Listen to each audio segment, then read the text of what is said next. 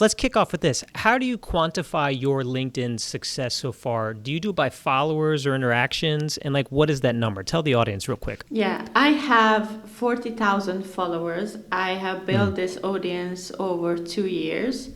And I don't think having a lot of followers equals success, but it does look good. But it is fair to say that you've been successful on LinkedIn so far. Is that correct? Featured in Forbes 3 times. Is that right? 2 times. Hey. 2 times. 2 times. Okay. Yeah. And then also, it's fair to say that most B2B founders are completely messing up their LinkedIn experience. Would you agree with that? That's so true. Yeah, that's so okay. true. Tell me what a lot of the people who listen to this audience have started SaaS companies, or they've held leadership position in these SaaS companies, and I've seen them range anywhere from 40 million to 700 million. Tell me what they're scared of. Why are they misusing LinkedIn, and then what are they missing out on by misusing it? Yeah. They're scared of looking stupid, that people think they are cringe or something, because I don't know why people think that LinkedIn is cringe. I hear this all the time, that LinkedIn is cringe. It's not if you're using it correctly. If you're not posting only job updates, and we are excited to announce, I'm thrilled to announce those kind of posts, then it's not cringe. So here's dinner I had with 5 salespeople again. Exactly. The quarterly post. Exactly. Have you seen it? So how many clients have you helped at this point, roughly speaking? Over 30. Yeah, so have you seen the money tied to that? What are some kind of financial successes you see when they start using LinkedIn in any capacity, really? It depends on what are they doing and what's the goal. Because when I start working with them, the first question I always ask, what's the goal with your LinkedIn? And some say that they want to build followers because they don't need to generate more leads. They don't want to have more money or make more money. They just want to increase their follower authority. Authority, like thought leadership. And some people say that they want more leads. So we focus on different things. So then we focus more on conversion, optimizing their profiles like that for conversion, and writing posts like that. So it really depends on what the goal is. But I would say people have successfully built businesses on LinkedIn that they quit their corporate jobs. Yeah, I'm going to be honest. I am your traditional corporate guy. I wouldn't say corporate bro. I don't think I fit the meme, but W-2 in the U.S., salary guy. And I would go on LinkedIn to post hey, started this new job. Or every once in a while, if we did a trip with the company, I'd put some of those photos in there. And then I would routinely post what the company told me to post, which would really just look like their marketing material. Now, 3 weeks ago, I started this podcast maybe 2 months ago, and the reception's been crazy. I'm overwhelmed with guest requests to come on here. It's only been 2 months. Yeah, isn't that nuts? I mean, 2 months since I pivoted into interviews, and 2 months since I talked about what I do, which is revenue operations. Yeah. But when I started doing that, you automatically cross over to the LinkedIn strategist, and I just started doing some of the things, like actually sharing a real thought on LinkedIn. I stopped using AI for any of the comments. I just see something and I say what's on my mind. I send connection requests, and then I publish relevant content and probably spend the most time in the comments. So for me now, in 3 weeks since doing that, my own following has doubled, which isn't crazy, but to go from 700 to 1,200 in 3 weeks. And then I'm booked out on this show 16 weeks in advance. 16 weeks. That's insane. Yeah, well done. Everything changed to inbound. And I think that's what I'm trying to pivot on, because let's flip that and say I had some kind of SaaS company and it sold for $299 a month. Instead of chasing all these leads, it's all of a sudden people come in your inbox. So what is that experience that you've seen with other people where it feels like a ghost town to them at first, and then they just do a few things and all of a sudden the world's coming to them? What has that looked like? It's the thing that you said, the commenting. Commenting is super important, and people think So that good. it's stupid. Yes, it's so good. And It even, when you comment, you can even see how many impressions did you That's get right. on that certain comment. And some comments like get more impressions than your actual post, and it Yeah. gets you can go out and break out of your own bubble and expand your whole network just by commenting, and actually land clients, because if you share your expertise through your comments, then people can see that, hey, this guy knows something, and they Yeah. will reach out. And that's the good thing about it. And you just set 50 minutes in your calendar. You don't have to even write a post or post at That's it. all. Just go on a commenting sprint and just comment.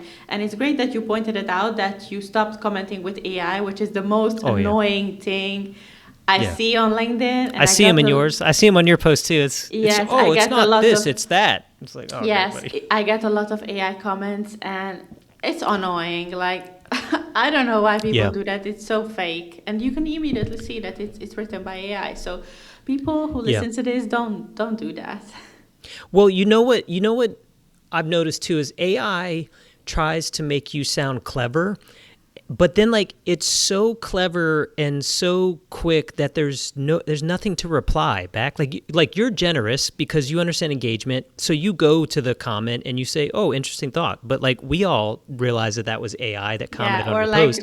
thanks for commenting. Or sometimes Yeah, I'm just in my mood, and I reply like, thanks ChatGPT, or that's something good. like that, I'm gonna start using that. or just reply with a robot emoji or something like.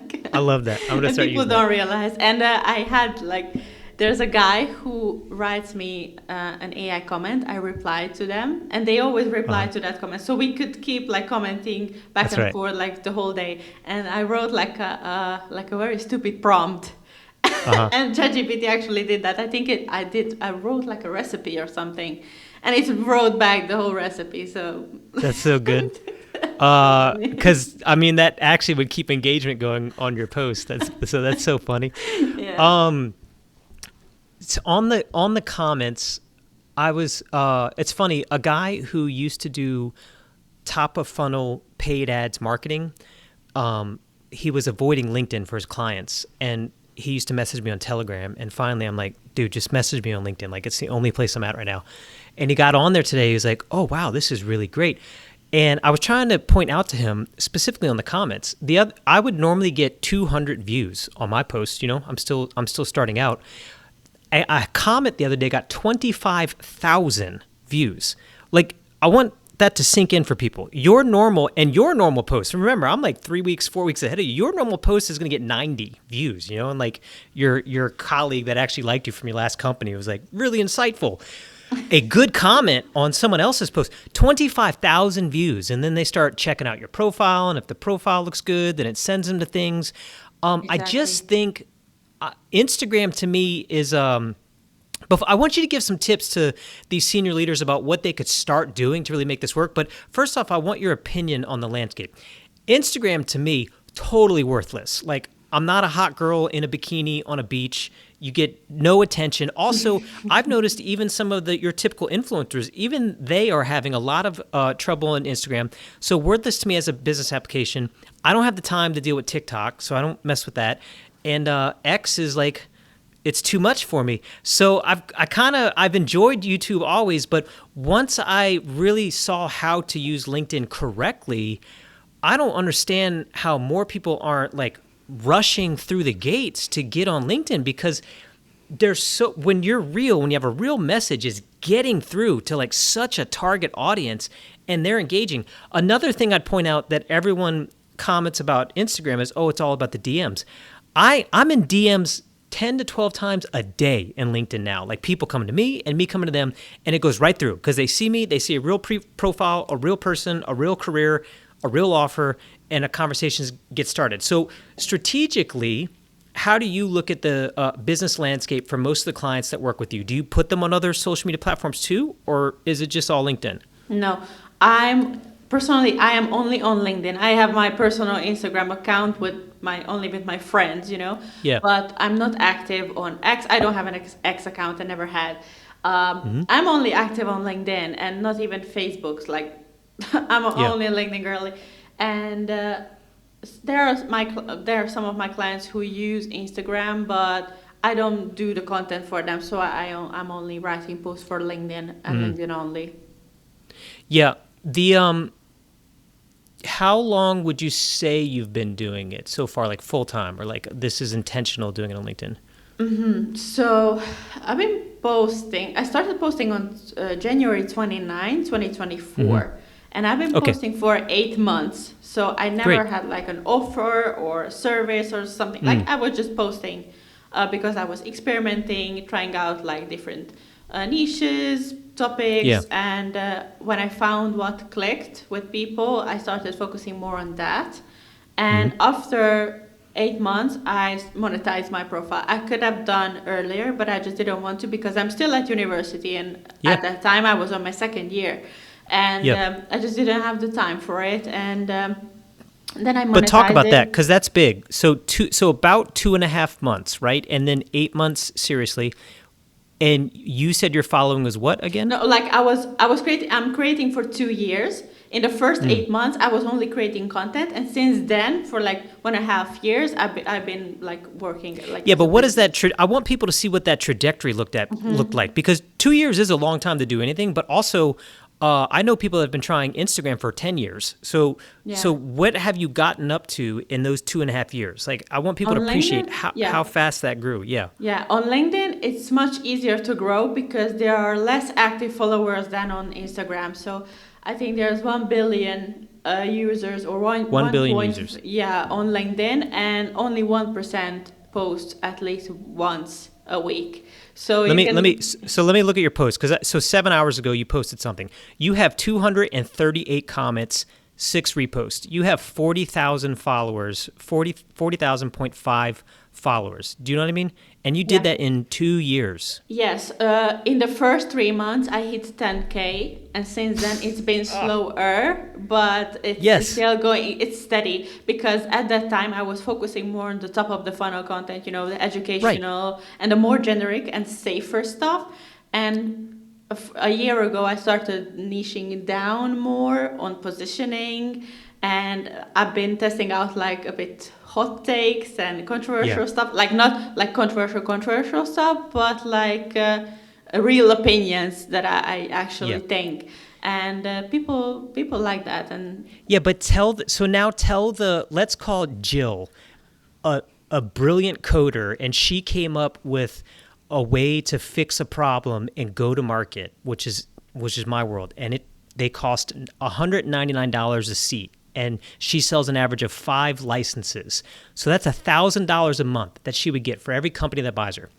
In 3 months, Jill, you could have 10,000 followers. Do you know what I mean? Does that make sense, Nikki? Like, exactly. That's what you're pitching them? Exactly. That's so crazy. That's so good.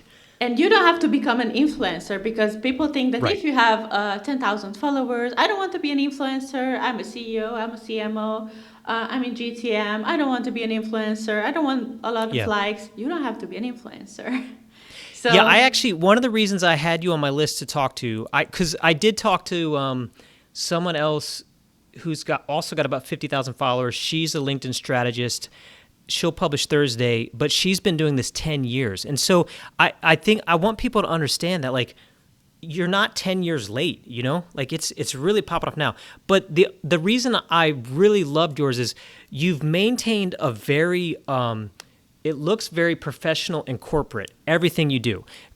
It's like there's a purple theme on almost everything. You've got a good fade to it. Even I think the post I saw this morning was just a GIF, but like it's still got your, what I would call your corporate branding it's on it. It's my pink. Yeah, it's pink. That's I right. always use that this hot pink color you see on my but that's not, that's not walking on a beach taking a selfie, posting about how I feel at 23. Do you know what I mean? I don't do that. I don't do it's that. The opposite of influencer content, and it works. Yeah, but I still do have like sponsorships and brand deals. So technically I can count as an influencer, but I'm still like, I do enjoy like these corporate-y stuff. But however, I've never been in corporate, but I am consistent with my branding. So people recognize me by this pink color already, even on the feed. And I always see some designers post about like color theory or color psychology, and when there's pink in it, they immediately tag me. Oh, of pink, Nikolett reminds me, I Yeah, you own the immediately color. pop up in their head. Yes, exactly. And I'm always consistent with my visuals also. I always Yeah. include something pink in it, like even Right. like the fonts or whatever, like something must be pink. Yeah. So yeah, and also with the pictures, I went to like a professional photo shoot, so I don't use like That's right. random selfies from the beach or from the street or That's from a right. walk. Like I always try to look good because I feel like that's how people take me seriously, because That's I right. post like bikini photos or like in dress. Like I don't think that's appropriate for Yeah. LinkedIn. Well, I'm seeing so people are, maybe my algorithm is just doing this to me. You never know if it's you or the algorithm. But I think people are picking up on the fact that attention is easy on LinkedIn right now. So I'm seeing more of what I would call typical IG influencer posts, where it's just like random person, I won't generalize here, but random person in some scantily clad selfie, and they're like hiking, and then they make it about business. And I'm like, I see where it's getting a lot of attention, but it's not, but nobody's taking it seriously. And I think that's why what I like about your example is it maintains a core professional message. It is taken seriously, and it also gets attention for good reasons. So my and message is same goes for the memes. Sorry if I interrupted. Yeah, no, go Same ahead. goes for the memes, because recently my algorithm is full of memes. It's funny. It's sometimes I laugh at them, obviously, but you don't have to make your whole personality or your whole LinkedIn from memes, because they notice that people like those. Obviously, they get a ton of engagement, and they start doing that because they get that dopamine hit, and they start doing memes only. And I think that's the wrong thing. And also with these C-suits who are watching these, they tend to start with posting like serious stuff, like corporate stuff about like business learning, skills, whatever. And once they write a personal story about motivation, they get a lot of impressions and likes, and they shift to a motivational coach. And I think that's the wrong thing to do. It is wrong. I actually had to course correct myself. I was there were a couple times where I just put a picture of me and my wife, and she's a very attractive woman. I'll take that as a compliment to myself. And the posts were getting a lot. Yeah, they were getting a lot of attention. And so then I was like, ooh, I'm looking at the data, and the data wants to see this. And then I was like, wait a second, what does the funny stories about my baby on the bathroom floor, or like me not getting my wife the anniversary present? It's not driving what I want it to drive. And I've really had to redial in. This week, I'm sort of having to come to Jesus on my side to say, okay, it is important to do content and be engaged, but let's make sure I'm still clear about who I'm talking to, which has always been revenue operations professionals and CROs and CFOs. So I need to find a way. In fact, this is a good segue into strategy, because you mentioned top of funnel. That would be called top of funnel. And I do think like sprinkling on seasoning, it's appropriate. But if it would just be like wife pick after wife pick after wife pick, eventually I'm sending the wrong message. So tell everyone, maybe before we go into the strategy, give us a little introduction for yourself. Who do you love to work with? How do you serve them? I love that you actually mentioned the ghostwriting. There's some CEOs that I know need to be more active on LinkedIn. I also know that they never will. So they're going to need a ghostwriting service, right? So I love that you're focusing on that. So tell us who you're targeting, how you work with them, and give us a little walkthrough about what you love to do. Yeah. So hi, I'm Nikki. if you haven't heard my name, I'm a LinkedIn coach and a ghostwriter. Lately, I've been focusing more on the ghostwriting, because that's what I found that is the hardest part for CEOs and founders, because they just simply don't have the time to post on LinkedIn and don't know what to write and how to write it to make it readable and engaging. And that's what I help them do. So I do it for them, and to based on their goals, we try to achieve their goals together, whether that's like being a thought leader in their niche, or generating more leads, or just to look professional on LinkedIn. So that's how I help them. Do you have a preference regional around the globe, or are you worldwide right now? No, worldwide. Okay. So I want to lean into that and maybe drop some nuggets, some wisdom on the audience, because I think as they're watching my show, I know that we do talk a lot technical on the revenue operations side, and I know that's the point of it. But I also want on the business success side, I want people to understand that you've got to take LinkedIn seriously, and there's a way to do it. So if you were working with, and let's use Jill, and let's call her the founder of some SaaS startup, and at the end of the day, she wants to make sales. Like, you're not in business unless you're making money. So Jill's got some generic banner that has her company name, an old picture she took that her friend took. It looks like a badly framed selfie or something. And then the description is just like CEO at New SaaS, and then nothing special. So what's important on LinkedIn right now? And then what do you start walking people through if they want to do it right and take it seriously? Like, what's the first important thing? Yeah. Your profile is the first impression people see. So when they land your profile, that's the first opinion they form of you if they don't know you. So you have to have a compelling profile. So the first thing they see in the comments or in the feed is your profile picture. That should be professional, looking into the camera, smiling. You don't have to have a full teeth smile, just like a little smirk, and that's fine. And to have a neutral background. If you have like brand colors, for example, for me, I have a pink color, or you could have Chad like a greenish or something branding. You could have that as a background, and it's like a shoulder picture. You don't have to have like a full body picture. It's just a headshot.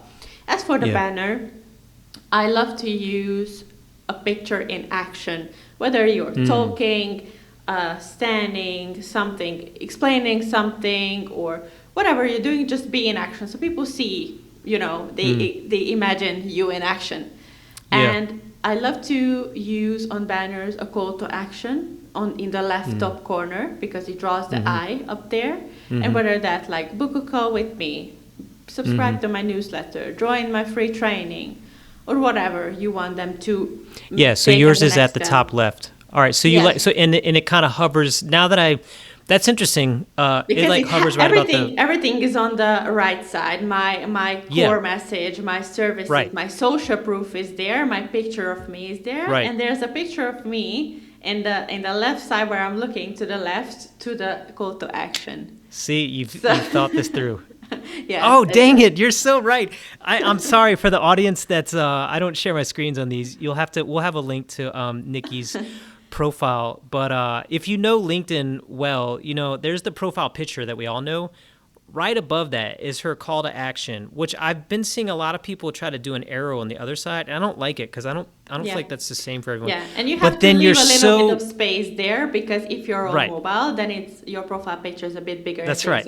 More space. But you're so right. Yeah. Your eyes in the face subdued picture are pointing directly at the call to action. I'm looking at the call to action. Very intentional. That's cool. Okay. So banner, but then, all right, so then let's be specific on SaaS. And also, just to be clear, I was consulting with a little firm just before this. They make about $24 million a year right now. It's small. It's big enough to say that's a lot of success, and small enough that the CEO, her name is Jen, was literally in my Slack every once in a while. She was like, "Hey, I love that you're leaning into content." And in one conversation, she was like, Chad, it's okay to want to be famous, because I kept pushing back saying, well, I'm not trying to be famous. And I still think most of you don't want to be famous. And truly, I don't want to be famous. I want to be influential, and I want to have authority when I walk into stages and rooms. But, I don't want to be bothered in an airport, for example. Yeah, exactly. But I do think that you founders should be clear. Like, it's okay to want to be seen and to want to be recognized when you walk into a boardroom and then everyone is quiet because Jill, our little archetype here, is speaking. So what would you tell SaaS founder Jill here? Like, what is her call to action saying? Is it like start a trial, or is it start book a an trial, appointment? or click the link in my features section and you will have a free 7-day trial or whatever, or try my tool or something related to the tool.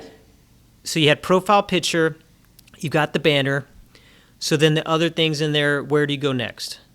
In the banner, I would say to have like a core message. Like, for example, I have like helping founders, CEOs build personal brands on LinkedIn. That's when people read that, they know what I do. And below that, I have my 2 services, like in a little pink box to stand out that I do one-on-one LinkedIn coaching and ghostwriting services. And to back that up with some social proof, I put logos with brands who I worked with or clients that were featured. I'm so disappointed with mine now. I was working with Cloud Cowork, and I feel like it gave me better pointers, but it's a total waste of a banner at this point. That's funny. Just draft your banner. I'm gonna review it for you.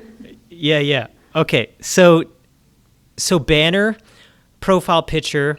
Yes, and the next step is the headline. Yeah, go ahead.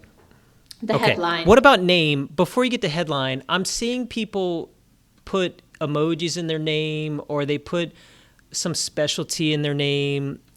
You know, I'm not putting Courtney Johnson on blast, but she was influential to me, and it'll say like Courtney Johnson, social media expert, you know. But I found when I try to tag her, it's very difficult to tag her because you can't get her real name. And then also, I think it's messing up the indexing. So what's your advice to someone like Jill Sass?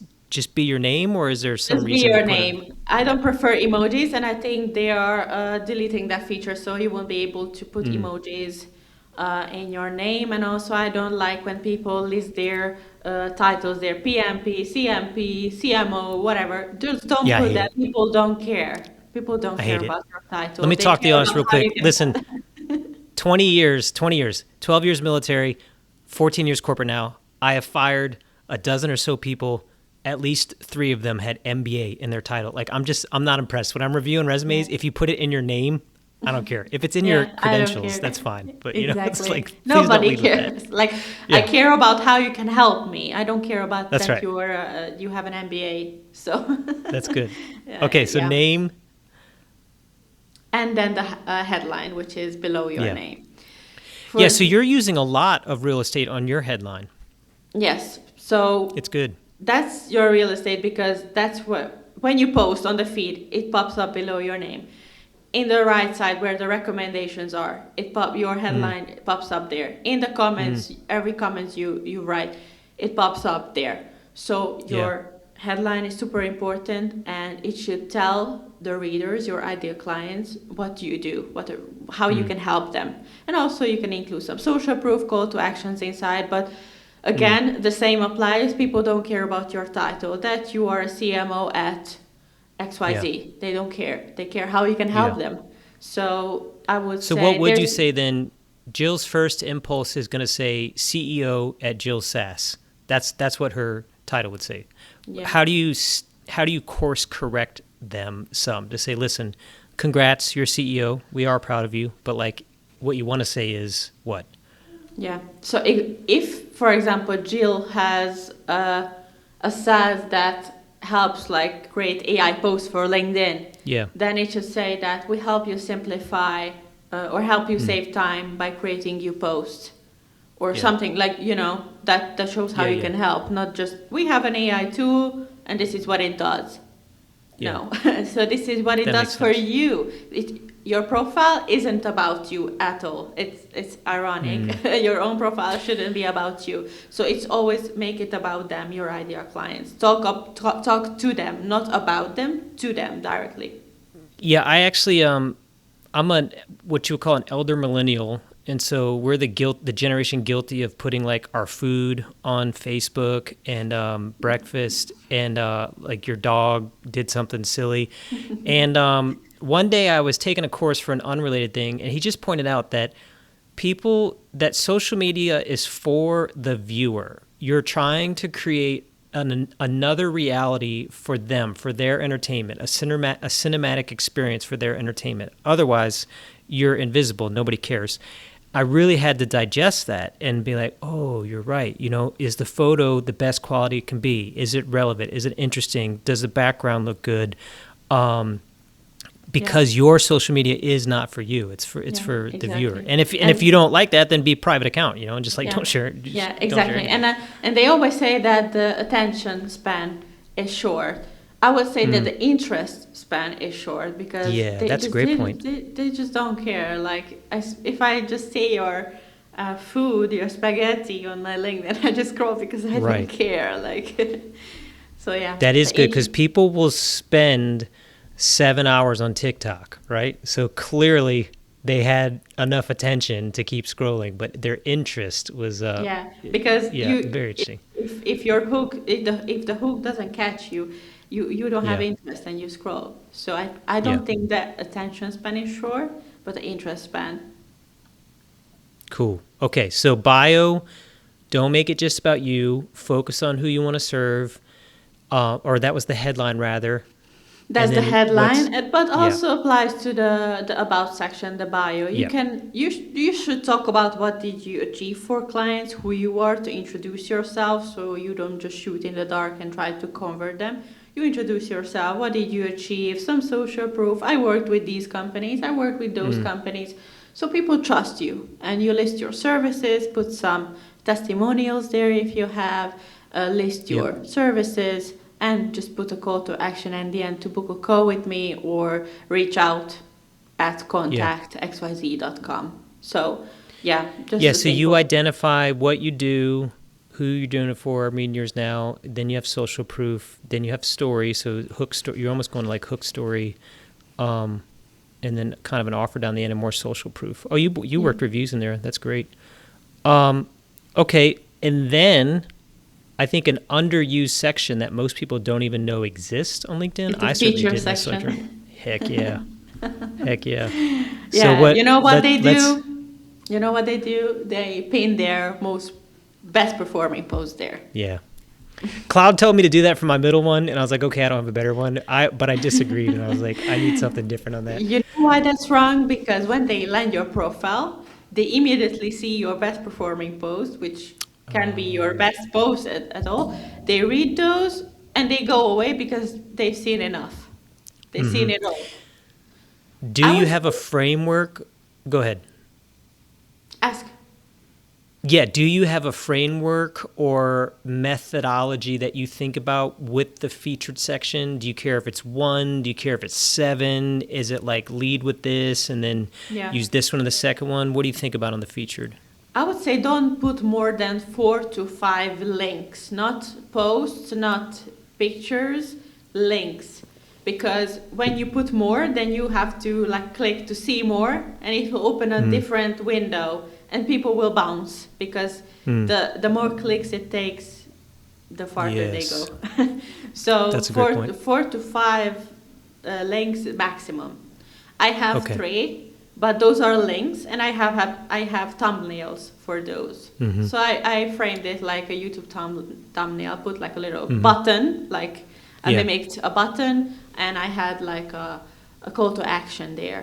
So I have my free 7-day email course there, where they can opt in to receive the lessons about how to build your personal brand, and I have my ghostwriting services and my LinkedIn coaching services.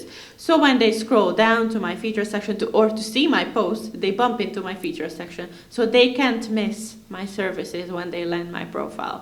And also in my banner, in the call to action, I say, join my free email course, and when they scroll down, it's there. It's the first link That's right. they see. That's right. So, and when you're putting your feature section links, you paste the link and it will put the thumbnail, but make sure you don't put any description, only the title, because if you put a description, it will appear. So when they try to click on it, if it has a description, it will open up a second window, and it will be a little button there to view, and they have to click twice to get where they want to the link. Dang it, mine's But- doing that right now. That's Yeah, so good. Yeah, if okay. you delete the description, you click once and you will get to the. Yeah, that's such a dumb feature. I know now I know 100% what you're saying. You click on it and then it like gives you the full view of what I wrote in that description, and then you would have to click again to actually leave LinkedIn to get to the Yeah. podcast. So don't make them do more. Don't make them like do extra steps. Super interesting. All right, so all this now, profile picture, banner, headline, about section, featured section, we haven't even posted yet. Yeah, So but there's experience section, recommendation section, Keep going. educational section. So I would say for these education section and experience section, so for each experience or education you have, just write short stories. How did you land your job? What did you do there? Some fun facts. Don't list here's my responsibilities, managing the revenue, blah, blah, blah, blah, blah. And there's like this long list. Don't do that. Just write a simple story, because sometimes that can spark conversations. Because, for example, I wrote a little story that about me being a content creator in the first 8 months, and I had people reach out because they read that little story in my experience section. So I would just keep that casual and simple. Okay, so now I feel triggered though, because the us elder millennials are so proud of I was a director of at WebRoot. I had 23 people that worked for me. I had offices in Sydney, Tokyo, Dublin, and Denver. Yeah. Around the world. You can write all of that, but in a fun way, like not so being what does generic. that change? Right. To me, I'm like, this is my CV, and I'm freaking proud of it. But like, what does that change to? Because maybe it sounds pompous, stuffy, and arrogant, and nobody cares about that anymore. You know, like, what does that change to? What's the story there? You just include storytelling, like. I went to the office. When I went to the office, I always grabbed the sandwich the way there, and then I was dealing with revenue operations the whole day, and just putting some personality in there. That's the whole point to feel you. That was a dumb that's example. a good point. Here's this last consulting firm I was at, they sent us to a very expensive, I wouldn't say speech training, but it was like soft skills training that they called hard, tough skills. And one of them was about your introduction, which was essentially most people do this long, boring introduction with all their 3-letter acronyms and nobody remembers. And I forget the exact framework, but it was like, did this, and at the end there was some anecdote. Well, what I noticed is that the people who did it well, they would say something like, worked for Capgemini, yada, yada, and also turned down a tennis scholarship to Princeton. Whoa. So all of a sudden, I always remember Tiffany now. Oh, you were the Princeton tennis girl, right? And that is weird because she's more valuable than the Princeton tennis girl, right? But the conversation continued. We had a story, and I really struggled with that. Like, I think I need to go back and rethink all of them. And then when someone sees that WebRoot example I mentioned was actually in Colorado, which in the United States I think is the most beautiful state in the United States. And if I said something about that instead, it's like, oh, then you have a conversation about Colorado instead of, because nobody has ever once come to me like, what was it like leading 4 offices? You know? Yes, exactly. They just hear it as in one ear and then went out and they're like, we care about them if we don't. They want humanness, especially in this AI era. They want a human touch, like stories, more personalities, more quirks in your post. Damn. Like the slangs you use, like the words you use, or like the fun words you like to use. So use those, because people on LinkedIn, they think that they have to sound professional because it's a professional platform, it's a business platform. I have to sound like I'm clever or I'm smart. No, you have to simplify. The simpler the better, because when you think of even ads, when you see an ad on the street, it's always simple. It's always the language everybody can understand. So I know these people who listen to these podcasts who are in the revenue operations or go-to-market or these industries, they tend to use some industry words that... Yeah, we think we're so cool with our jargon. Yeah, the people who are outside of the industries, they don't understand it. That's right. Sometimes I have hard time explaining to my clients that don't use those words because people don't understand those. So you gave me, I would challenge everyone to do what I'm going to do today. I actually have another interview after this, but sometime today or tomorrow, I'm going to go Give back it to your wife. Give it to your wife. Yeah. and make her understand it. I'm going to change the first line of every job description, and I'm just going to put something anecdotal as the first line. And so I'm going to go to WebRoot, for example, and I'm just going to say, Colorado is the most beautiful state in the United States. And then the rest of the story. And then on the, what's another one? And people will, I can guarantee you that people will reach out and or even mention it or reference it because it's, because with Spring Systems, they remember it. I travel a lot to Stuttgart for Daimler, Mercedes-Benz, and I'm just going to say something about the German Christmas market or something. All right, cool. So I'm going to make the very first sentence of every one of those something hyper anecdotal, and then see if I get. I think I'll get conversations a few months from now, like, Definitely. oh, hey, what'd you think about Stuttgart?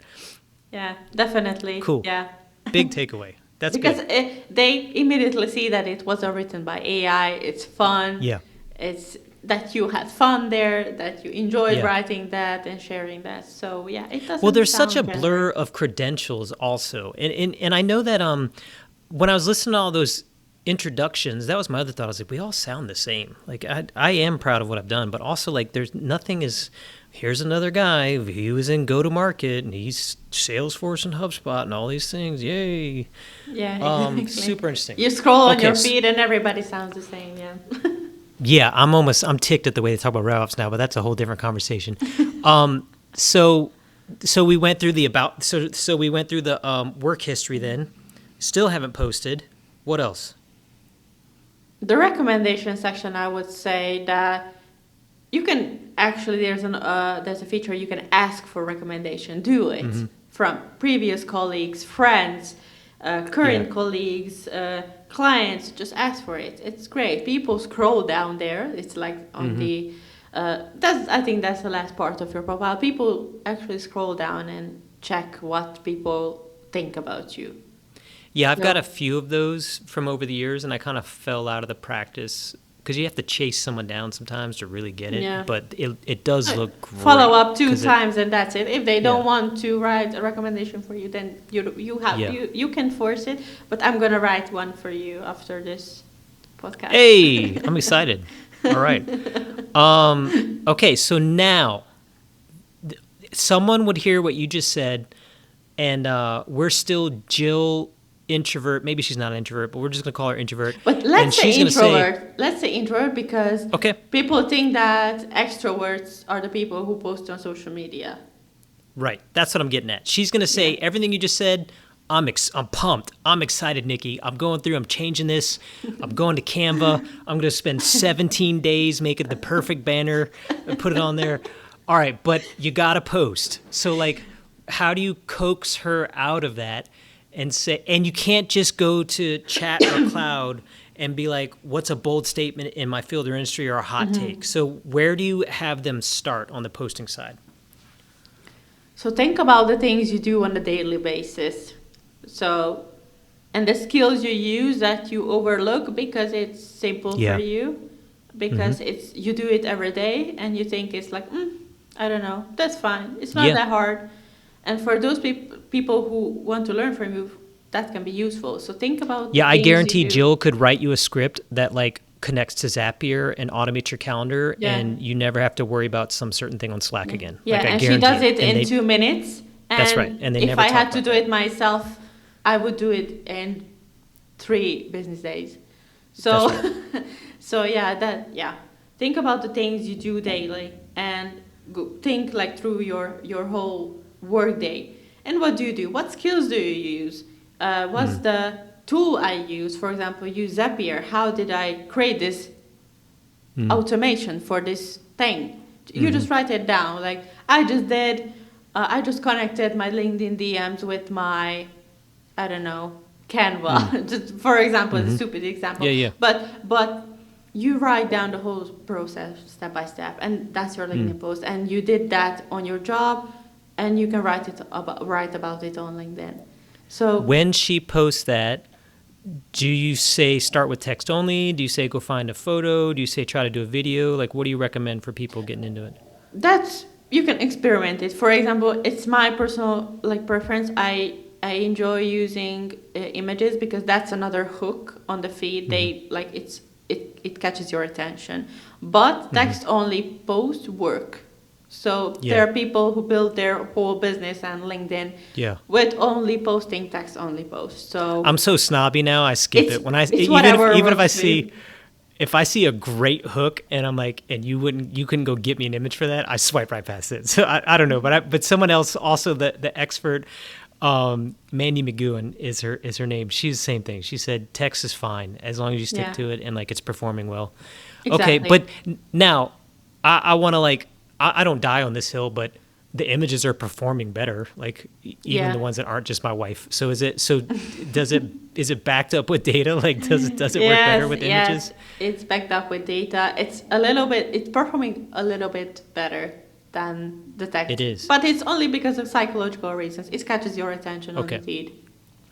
You know what I've also noticed? I really got into video when I was learning all this lighting and these cameras, and I was a big fan of Russell Brunson for a while, and he was like, post every day and you'll never worry about money again in your life. And I'm for 200 days straight, I posted a little vertical. Don't post every day.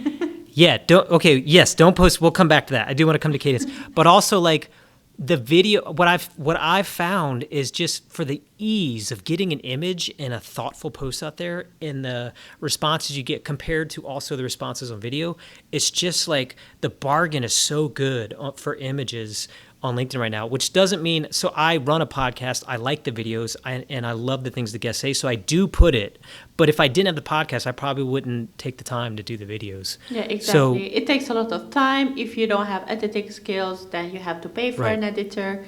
If you just put the video out, it can look unprofessional. So yes, and also what same level goes of for effort? the visuals. Same goes for the visuals. If you don't have a little bit of skill of what looks good, it can do completely the opposite, that you look like. Yeah, I agree on the photo. I'm seeing some really sloppy screenshots get a lot of attention though, and I played with one of those today. I've been trying to lean into more of that, where it's just like, let's just show Are those the ones like online. who share their MRR, the screenshot? No, like a system diagram, a headline. Okay. Because people they love to screenshot their Stripe dashboards. Also, like, I'm proud of every one of you guys on LinkedIn, but when you're like some sales rep at whatever company and you're like, I just got 2,000 followers, I'm just like, go away. Like, we don't really need that post. Congrats. Exactly. Okay, so what else then is there? You mentioned personal stories, and we talked earlier about like, okay, it doesn't have to be cringe, even though sometimes people think this feels cringe, but still on Jill, who is established as an introvert now, and she's brilliant, she could do connections. Like, what are personal things she can share that works very well, but it's still helpful and relevant to her business? For example, about her hobbies, like mention your hobby that it taught you discipline, or something like that. So you can always tie it somehow back to your business.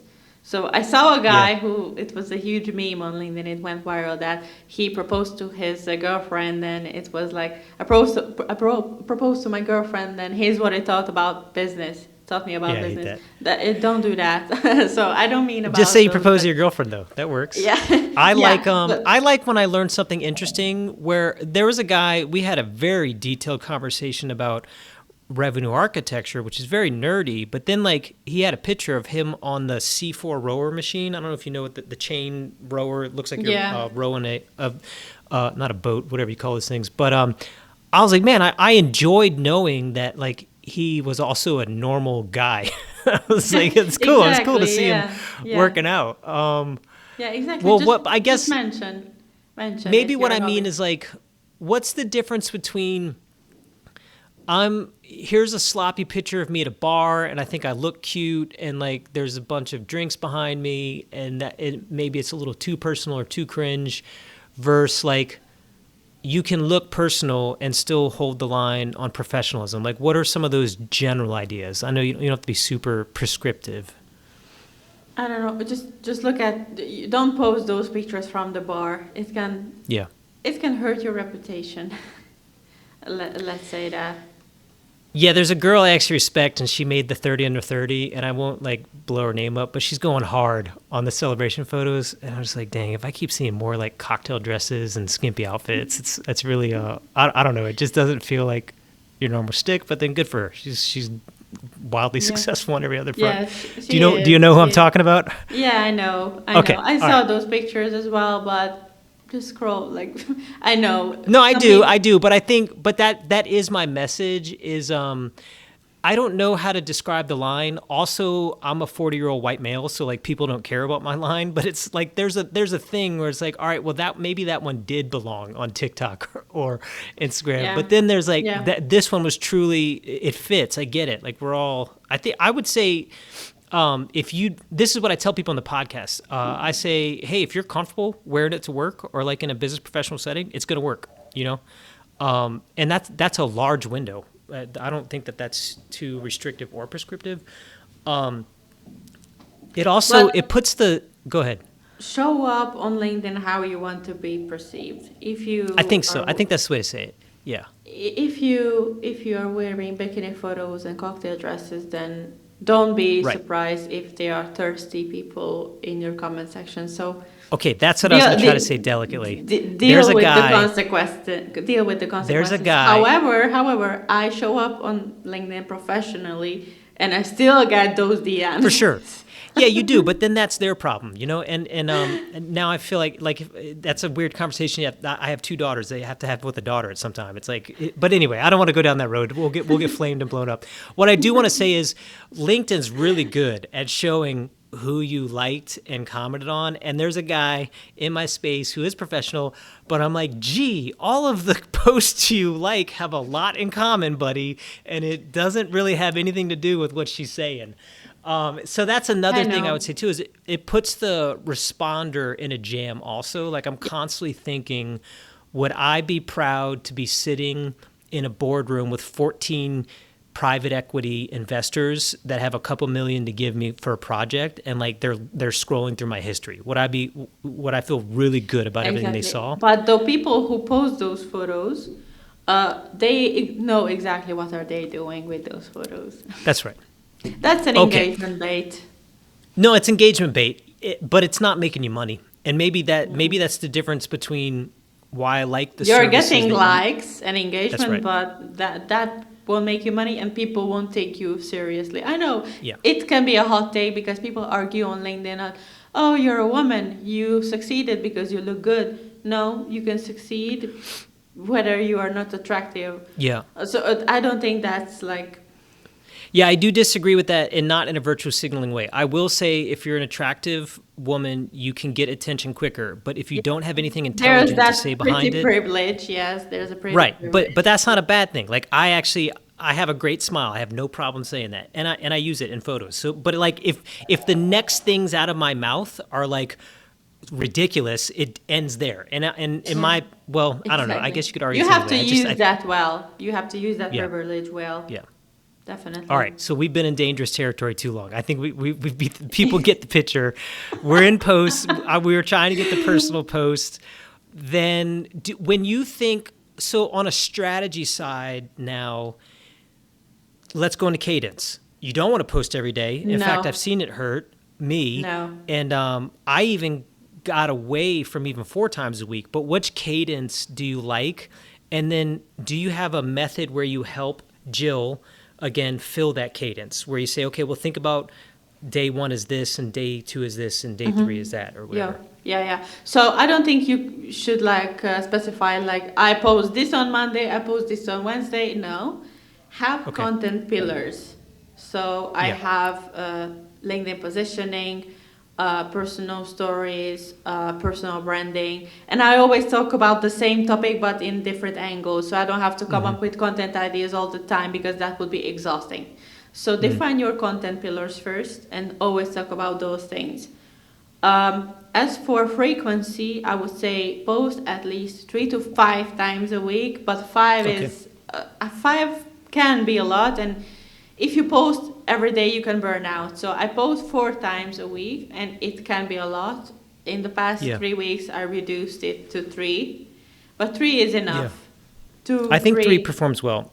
Yes. When I have a team, I could see myself doing 5, but then again, like the podcast forces me to. It's like I need the guests to get exposure also, so it kind of forces me to work in some extra videos that would just fill 5 for me. But when I look at like the Daniel Priestley's out there, do you know his name as an author? Yeah, I know him. I love his, and also who's there's another sales guy very popular on LinkedIn, has red hair. I'm not going to remember the name fast enough. Anyway, they have a good collection of photos where it's like them on stage or they're in a conference room like mine, but you can see the heads of the people looking at them. From a guy's perspective, this works for a woman also, but it's very important for a guy to understand. These are called authority shots. Eyeballs are looking at you. You're on stage, like you're controlling scarce you're in resources in that moment. Yeah. Correct. Yeah, action shots. And those really, I think those work really well on the frequency. So I could see filling 3 to 4 of those and then also getting the videos in. Whereas like, by contrast, which again, Stephen Bartlett does not need my advice, but do you know him from Diary of a CEO? Yeah. Yeah, it's like video after video after video after video. I don't even like looking at his page. And so, he doesn't need my advice, and I'm sure he's doing There's a guy successful. who does a podcast on LinkedIn, Jeremy Bennett. You probably saw him. Jeremy Bennett. He does I'm going to go look him. Like only podcasts on LinkedIn, but he doesn't upload it to like YouTube, but for LinkedIn. And his interviews are 15 minutes maximum because that's the limit on LinkedIn. And I've been to his podcast 2 times. And he recently landed some people who invest in his podcast. And Great. he does personal posts as well, and he does it really well. So he does personal pictures. How do you spell the last name? Bennett. So Bennett.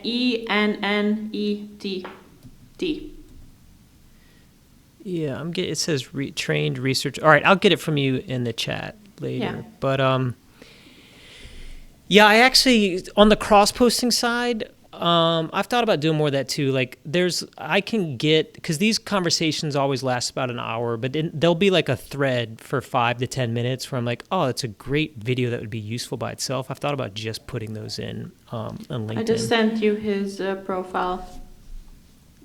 Let's see.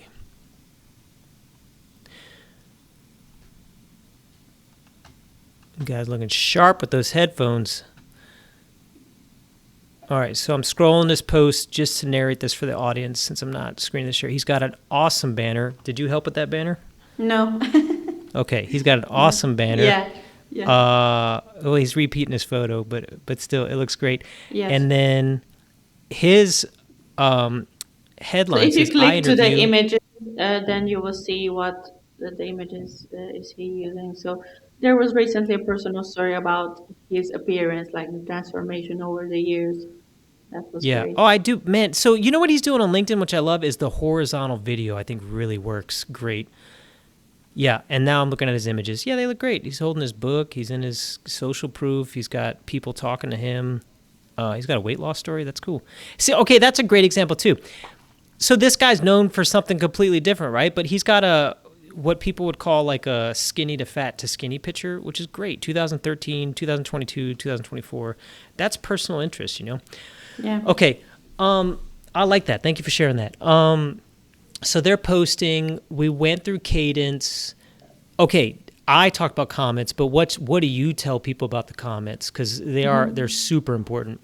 Yeah, at least do 10 to 15 comments a day, but make sure that from those 10 comments, at least 5 or 6 are to completely new people outside of your network to expand How do you find your them? network.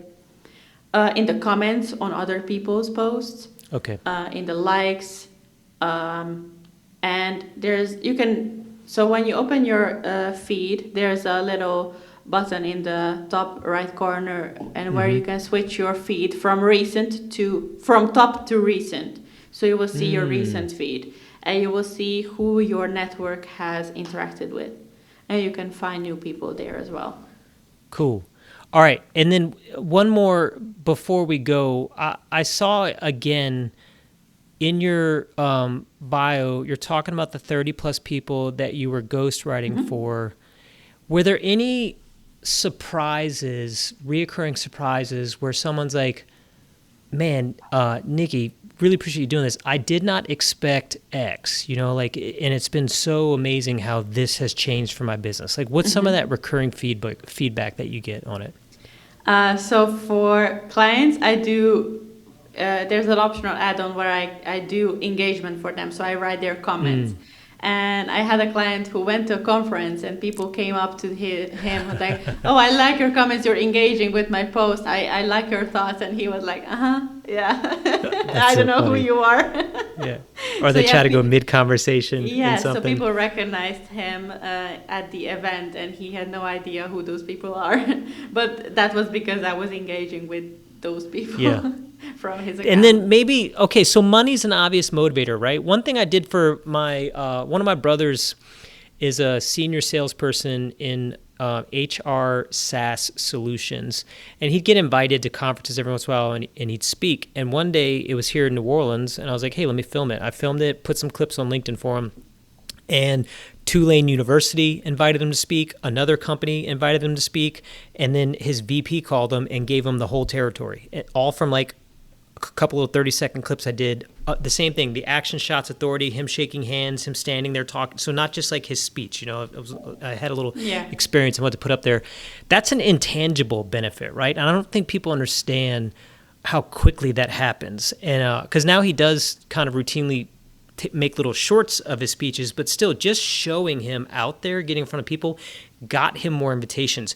So do you see that for your clients? Like what are more examples where people are reaching out to them now and asking them to do a certain thing? Yeah, it's because they are more active than their competitors. So they just simply out there and they post more and they are visible. So they are more visible because they are more visible, if that makes sense. Yeah. So no, it does. I think that shouldn't be dismissed so easily. I think that so there's 1 billion users on LinkedIn, like you said, and the reoccurring statistic, you know, whether you believe the internet or not, is like 1% of the users out there are actually putting out content. And if you're doing it, your name is out there. Nikki, I really appreciate you coming on. Tell the audience where they can find you, what you'd like to offer them, where they can go to get that, anything you want to hear. Yeah, I would say to start with this whole journey, to start posting, I would say subscribe to my free email course. It's like a short training where you get lessons from me each day, and you can find that either on my LinkedIn profile in my feature section, which you should also optimize, or you can find it on my website, which is www.nikolettjaksa.com. Awesome. And we'll put links down in the show notes for everything. I appreciate you guys. If you like this episode, I want you to like and subscribe, and I'll see you in the next one.